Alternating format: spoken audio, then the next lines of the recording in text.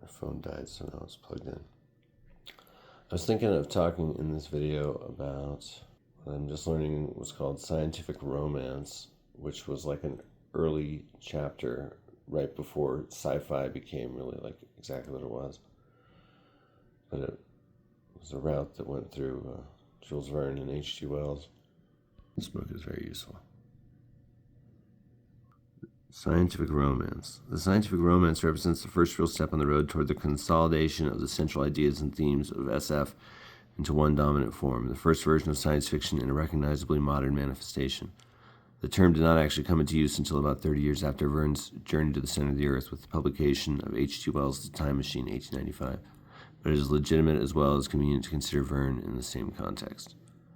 Journey to the Center of the Earth achieves much. Its precision of detail is certainly inspired by the works of Poe, whom Verne admired greatly, to the extent that he later wrote a sequel to Poe's The Narrative of Arthur Gordon Pym, 1837, but it shows a more clear and ready grasp of science and the scientific method. Yeah, I've read and enjoyed a lot of Verne in my life, and as a young person, he was a writer that was always around, and that's good. I'd like to see more classics in the mix being read by young people nowadays. When I worked at this summer camp last summer, I saw young people reading Edgar Allan Poe and Dostoevsky, and there were some kids that were literary, and I felt encouraged. There were some teenagers on the trek that I guided that were very literary, and they were super smart. Great book conversations, and they already knew stuff. I was like, wow, I didn't know that at your age. It's a great book, so fanciful. You know, I wanted it to be true so bad as a kid. Oz, Narnia, this. Oh yeah, that's cool. I haven't read this in a long time, but yeah, I mean, it's just really true. You have to have the idea before you can make it real. That's a power that writers do. I think writers kind of move history in a real way I always think about this interview with Michael Jordan where he talks about envisioning the shot before he makes it, so he has no pressure to make it. He was like trying to describe his process. I'm like, that's very interesting. But sci-fi is often a book, a world of ideas that puts ideas out there. That's why I'm like, you really do kind of have a responsibility when you write to like be a force for good in the world, I think. Like exploring the dark sides can be good too, and there's some really interesting works that do. But I think we should all think about why we do what we do, who we serve. Like I had a chance to get a really evil job once working for a company writing like climate change denying press releases for oil companies. Ugh. That's a weird moment to be in. Be like, I could get a really good job and make like 5 times of what I've ever made. But then I'd be evil. Like, what would I even be? I don't know. Yeah. Anyway. Yeah, when I was working this rug job, I got talking with this lady, and she's like, you should work for my son's company. You shouldn't be having a master's degree and working with rugs. I'm like, well, this is a nice job, but still, for the ideas of academia to ever take root in America, we gotta bring in the blue collar, Anyway,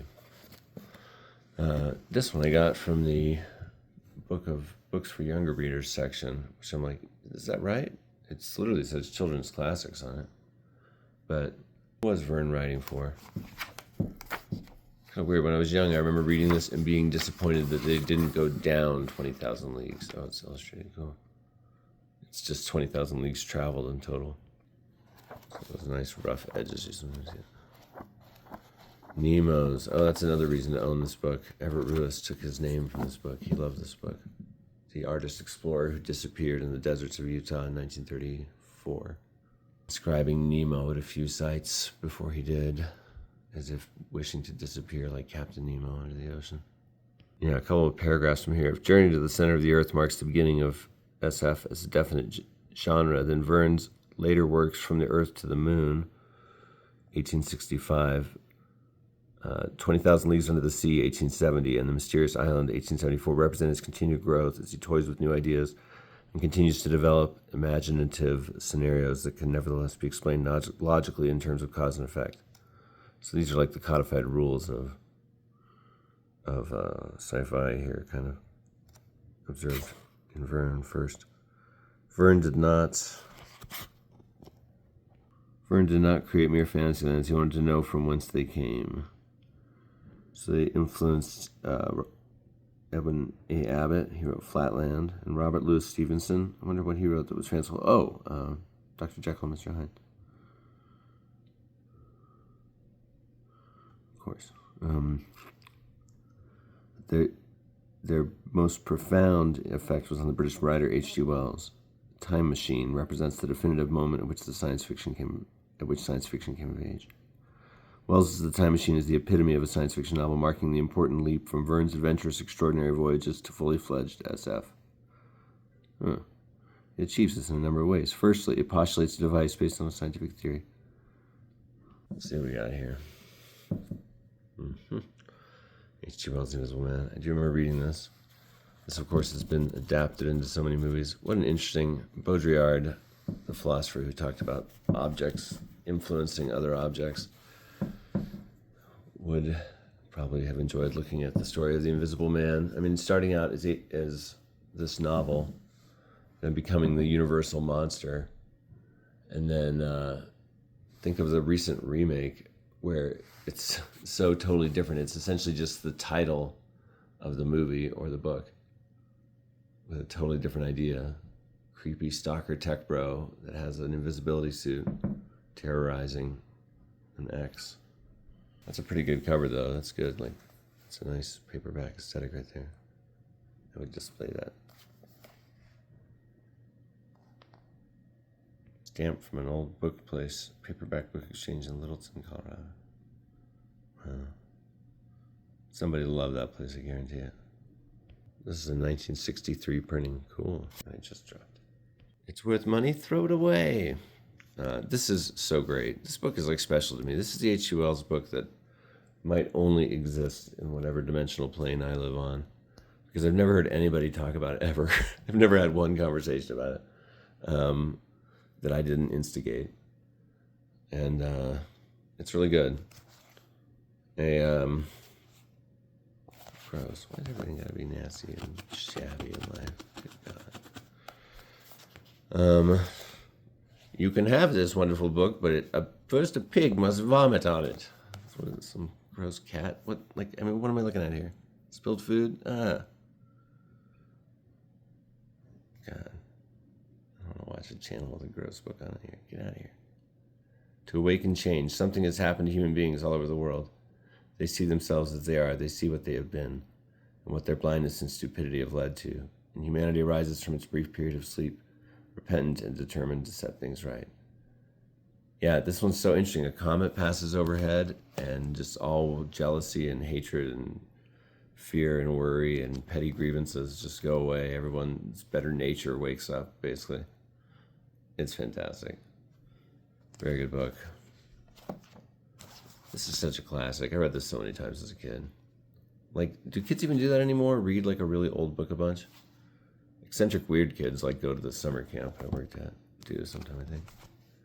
Here's where all the sci-fi began. The granddaddy of us all. That's cool. I also gotta say, Frankenstein, you know? What year was that? Anyway, good old H.G. Wells. What a cover. I mean, these are all great covers. It's like, you know, wow. Honestly, I'm like a little bit impressed that other genres survived after covers like this. Yeah. Oh, no, let's just read these super interesting ones. Looking ones. But these people are standing in a garden. This was my childhood trilogy. I just read these three over and over again. I don't know where they came from. My older sister's collection, probably. She was a great curator of books in the house. My sister Leanne. And I remember reading editions identical to these when I was really young. And I think I think I may have read War of the Worlds or The Time Machine to my kids when they were little. I used to read to my kids all the time when they were little. It was like a long ritual for all the three older ones until they were like 9 or 10, you know. And then, Yeah, Willow, my youngest, isn't that interested in it. She is a screen kid.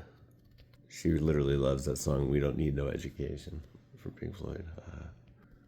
The Island of Dr. Moreau. That's a good one. This was also part of ones I read. One I read a lot when I was young, but this one I like first got into when I was like a teenager, and I read it a bunch. And I told a story once about reading it in the shed and stepping on some nails. And I'm like,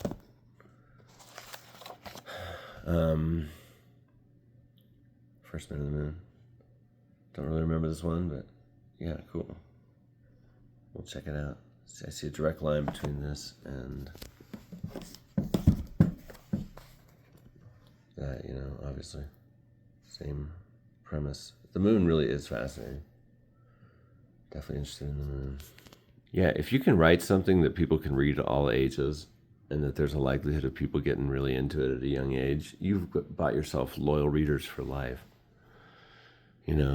Now especially we live in this kind of YA culture where like YA is like a genre for adults now too, but the lines are just really blurry and strange. And probably a big psychological test on us all that will be analyzed by future generations. Like, no offense to YA fiction, but like if you're an adult that primarily reads that, what is there just like symbolism there or something that you don't want to move on to, books written for people your age? Or, I don't know. Yeah, it's kind of I don't know. I mean, I've been asking myself these questions with sci-fi. I'm like, is it juvenile? Is it arrested that I like love Godzilla movies, for instance? I guess it could be. I don't know. And I do always feel like an academic or an anthropologist in all my interests in life. I'm like, what does it mean? And I know that I'll ultimately be writing about things and noticing patterns and making commentary because I'm a freak. I mean, I feel like whatever your book collection was, it would reveal something about you. Like, does my collection's like relative lack of self-help and how-to books and stuff say something about me? Probably. This guy would die in the apocalypse. Here's another really interesting H.G. Wells thing I own. The Outline of History, his 2-volume work on the whole history of humanity. Over 2 million copies published. I got this nice, like, OG edition here. Little rip on that one. Ugh. This one's thoroughly revised and brought up to date by Raymond Postgate. This book is probably 1961. I remember seeing in a Kerouac book where William Burroughs, with whatever pseudonym, Old Bull Lee, is meeting with Kerouac's nom de plume, or what do you call it? Alter ego. And Burroughs is reading this, and he's all, "You need to read The Outline of History by H.G. Wells and feast on the delicious realities of fact." Which there's something to be said for the power of truth, the power of what is, what was, of knowledge and making sense. Seriously, there's like a scholarly like holiness that descends upon you when you really get into something. Even though I bet this is so outdated, it's gotta be. This is like before plate tectonics and like good understandings of human evolution. And I wonder what it focuses on. Over 1,000 pages with 200 maps and illustrations. I mean, you gotta respect someone that writes sci-fi, but also does this. I think this might also be the book he expresses some unpleasant ideas about eugenics, and it's definitely got some period views on racism. I do not doubt it. Probably about colonization in class too. This book's in sadder shape than I thought, but it's kind of cool. He talks about how the book came to be written, the method of writing the outline.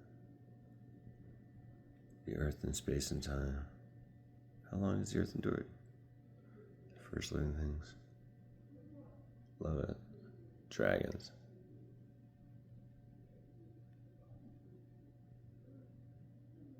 The world grows hard again.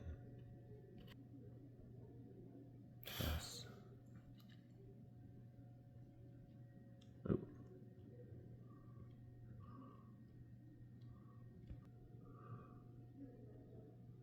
Huh.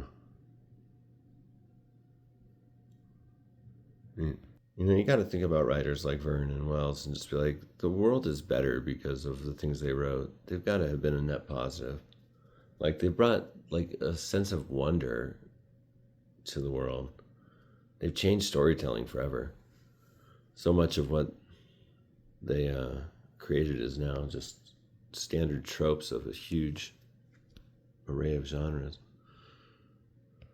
I mean, these are probably good writers to think about when thinking about just like what writing can do, what it can add to your life, And they wrote about creepy stuff, and Jules Verne wrote adventures. H.G. Wells wrote these dark explorations of events. I'm going to write a sci-fi novel this year for NaNoWriMo. It's kind of a science fantasy story. I wrote an edition of it, a copy of it, in NaNoWriMo in a previous year, but lost it on an old hard drive and rewrite it. It's called Earth is an Egg, and I see it as the first of a trilogy. And I have a brother that is connected in the writing for young people biz, and exactly this kind of book, kind of.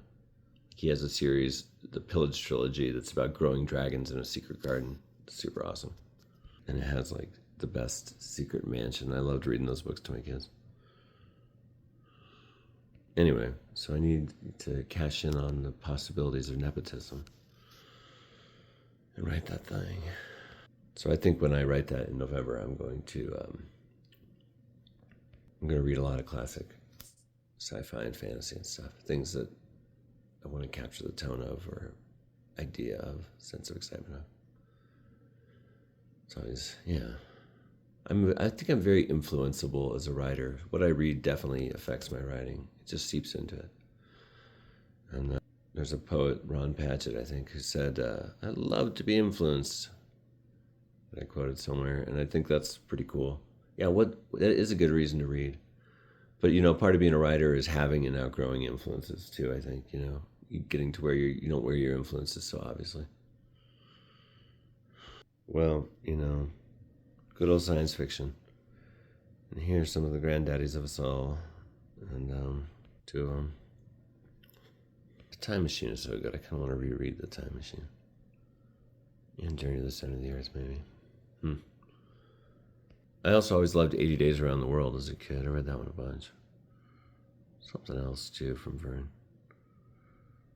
Maybe a cool book or movie would be a mashup of these two books, and it could be some sort of commentary on sci-fi and the world. It's fun to play with literature in that way. Just to think about ideas, Sometimes classic works inspire ideas. I always find Dostoevsky giving me all these ideas. I'm like, I could just make movies inspired by this guy's work. Anyway. So Verne inspired Abbott too. That's cool. And Verne was himself inspired by Poe. That's awesome. Edgar Allan Poe.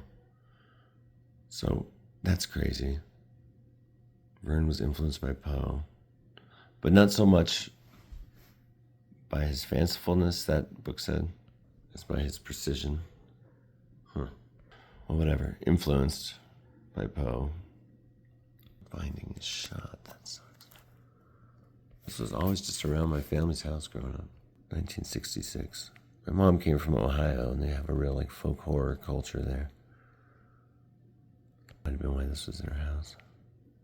But also, Poe was, this guy's a major voice, but that's kind of cool that he is an American writer that influenced science fiction across the pond in France and England with authors that led to the sci-fi of today.